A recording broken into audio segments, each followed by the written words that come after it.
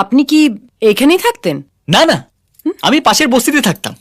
এই ফ্ল্যাটটা আমার শ্বশুর মশাই বিয়েতে যৌতুক দিয়েছেন, তাই এখানে থাকি। এনিওয়ে, আমি ফ্রেশ হয়ে আসছি। এদিকে রান্নাঘর আছে, রান্নার সব জিনিসপত্র রাখা আছে, তুমি শুধু রান্নাটা করে নিলেই হবে। রান্না? আর আমি? আপনি যদি ভেবে থাকেন আর 5টা বউয়ের মতো আমি আপনাকে রেধে বেড়ে খাওয়াবো, তাহলে আপনি ভুল ভাবছেন। আমি রান্না করতে পারি না। খেতে খেতে পারো? হোয়াট? খেতে খেতে পারো? আমিও রাখতে পারি না, শুধু পাস্তা বানাতে পারি। খাবে? দূর, কেন যে জিজ্ঞেস করছি, না খেয়ার উপায় আছে? প্রেম করবে, ঝগড়া করবে, ওদিকে রান্না করতে পারবে না। কিছু বললেন? না কিছু না, আমার কপাল।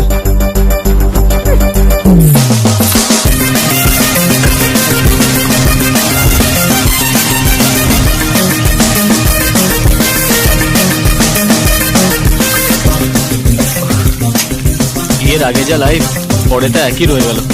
যা পারি তাই বানিয়েছি, খেলে খাও, না হলে।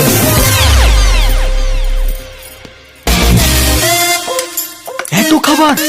এ তো রান্না করা দূরের কথা, বাড়ি বাড়ি ভিক্ষে করলে এত তাড়াতাড়ি এত খাবার পাওয়া যাবে না। এই, কোন হোটেল থেকে ডাকাতি করে এনেছো? বাবা, কি বুদ্ধির বহর! পাশের ফ্ল্যাটের মাসিমা দিয়ে গেছে। ও, তুমি একা একা খাচ্ছ, আর ওদিকে আমি ঘেমে নিয়ে রান্না করে মরছি। আরে একটু ছোট্ট করে ডাকতে পর্যন্ত পারলে না? আমি কেন ডাকতে যাব? আমার খিদে পেয়েছিল, আমি খেয়ে নিয়েছি। আপনারটা আপনি বুঝবেন।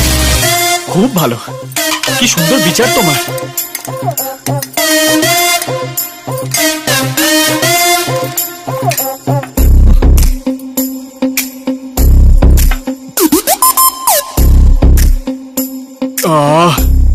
এই যে ম্যাডাম, অ্যাটলিস্ট বাসনগুলো মাজতে আমায় হেল্প করবে তো?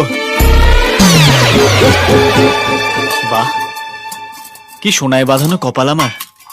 এই মহারানী তো খাওয়ার ঘুম ছাড়া কিছুই জানে না। মিস কুম্ভকর্ণ।